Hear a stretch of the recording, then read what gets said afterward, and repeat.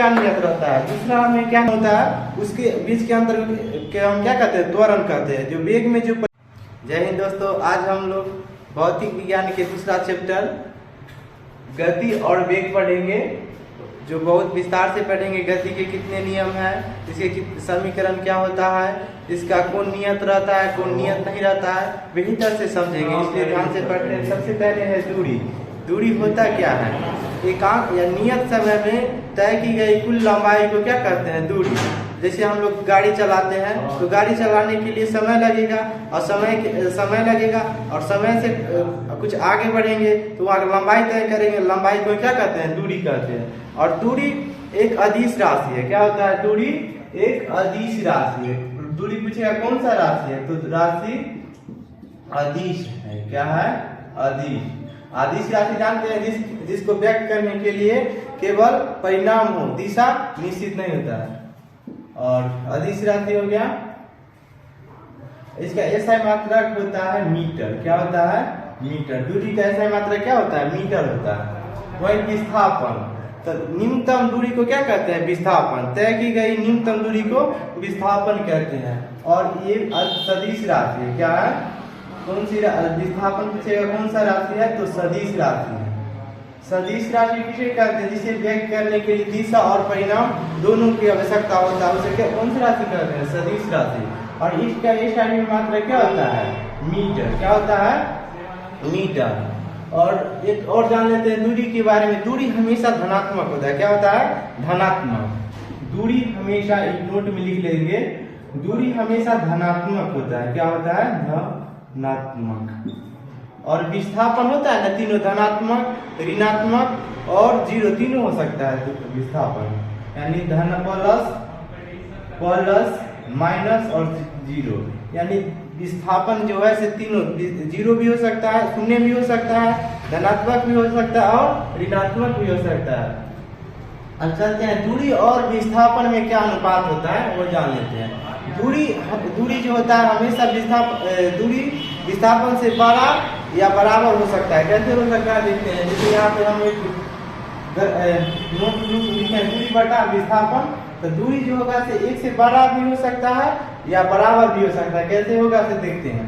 जैसे कोई एक पिंड है, वो ए से चलना स्टार्ट किया है, ए से, और ए से चलने के बाद कहाँ पहुंच गया, बी पर। कितना दूरी तय किया है, 12 सेंटीमीटर। कितना सेंटीमीटर तय किया, 12। और ए के बाद कहाँ पहुंच गया है, सी पर। कहाँ पहुंचा, सी पर। और सी पर हम मान लेते हैं 5 सेंटीमीटर चला। कितना सेंटीमीटर चला, 5 सेंटीमीटर। तो यहाँ तो दूरी पूछेगा कुल दूरी, तो कुल दूरी कितना हो जाएगा, 12 प्लस 5, तो 12 और 5 के जोड़ेंगे तो कितना हो जाएगा, 17 मीटर। तो दूरी क्या हो गया, 17 मीटर।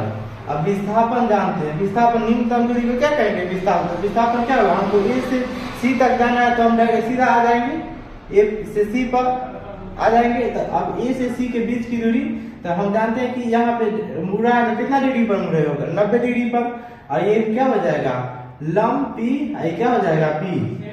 तो पी बटा बी, आई क्या होता है, कर्ल। तो कर्ण के स्क्वायर बराबर क्या होता है, लंब स्क्वायर जोड़ आधार स्क्वायर। तो ये h बराबर क्या होगा, √5 के स्क्वायर जोड़ 12 के स्क्वायर, दोनों के स्क्वायर करेंगे तो 169 के वर्गमूल कितना हो जाता है, 13 सेंटीमीटर। कितना हो जाएगा, विस्थापन कितना हुआ, 13 मीटर। कितना हुआ, 13 मीटर।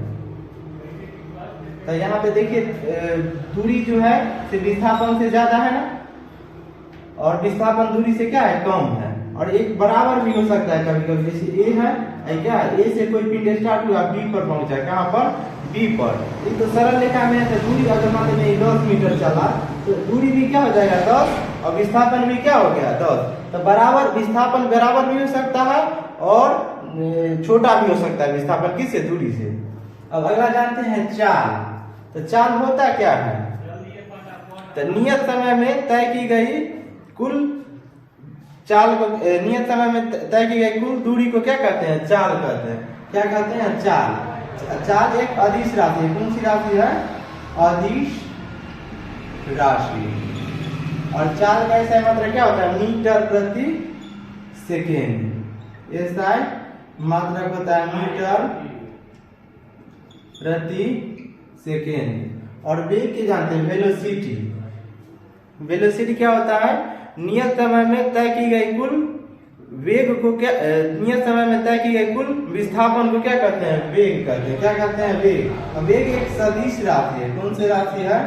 सदिश राशि। सदिश राशि के SI मात्रक क्या होता है? वेग के जो मात्रक होता है वही चाल का SI मात्रक होता है। तो चाल का SI मात्रक मीटर प्रति सेकंड, तो वेग क्या हो जाएगा? मीटर प्रति सेकेंड। अब जानते हैं त्वरण। त्वरण होता क्या है? तो वेग में परिवर्तन के दर को क्या कहते हैं? त्वरण। वेग में जैसे हम लोग मोटरसाइकिल चलाते होंगे तो कभी कभी एक्सीलरेटर ज्यादा ले लेते हैं तो स्पीड बढ़ जाता है, कभी ब्रेकर रहता है तो कम करते हैं तो स्पीड कम कर लेते हैं। इसी के बीच के जो कभी ज्यादा होता है कम होता है उसके बीच के अंतर के हम क्या कहते हैं? त्वरण कहते हैं। जो वेग में जो परिवर्तन होगा उसी के अंतर को क्या कहते हैं? त्वरण यानी एक्सीलरेशन कहते हैं। तो त्वरण एक सदिश राशि है। कौन सी राशि है? सदिश राशि है। त्वरण एक सदिश राशि है। इसका SI मात्रक होता है मीटर प्रति सेकेंड स्क्वायर। त्वरण के SI मात्रक क्या होता है? मीटर प्रति second square.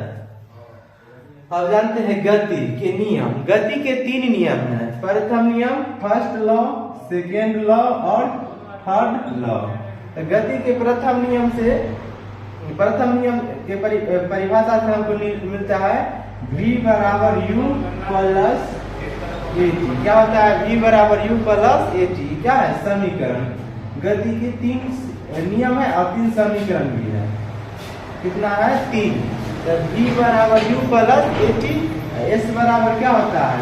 UT plus half AT के स्क्वायर। और थर्ड बराबर क्या होता है? V स्क्वायर बराबर U स्क्वायर प्लस 2AS। क्या होता है? V बराबर U स्क्वायर प्लस 2AS। तो तीनों समीकरण हम हमेशा ध्यान से रखेंगे। पूछेगा गति के कितना समीकरण है? 3। तो तीनों समीकरण याद रखेंगे। फिर अगला क्वेश्चन पूछता है कि गति के प्रथम नियम में क्या नियत रहता है, दूसरा में क्या नियत रहता है, तीसरा में क्या नियत रहता है, वो भी जान लेते हैं। तो इसमें नियत मतलब जो नहीं बदलता। नियत मतलब क्या? जो निश्चित हो। नियत क्या रहता है? नियत। तो नियत इसमें रहता है समय और चाल। क्या रहता है? दूसरा पहला में समय और चाल और दूसरा में क्या नियत रहता है? विस्थापन और समय। दूसरा में क्या नियत रहता है? विस्थापन और समय। और तीसरा में रहता है वेग और विस्थापन। क्या रहता है नियत? वेग और विस्थापन। धन्यवाद दोस्तों। गति से जितना क्वेश्चन बनता है सभी हम लोग चर्चा किए हैं।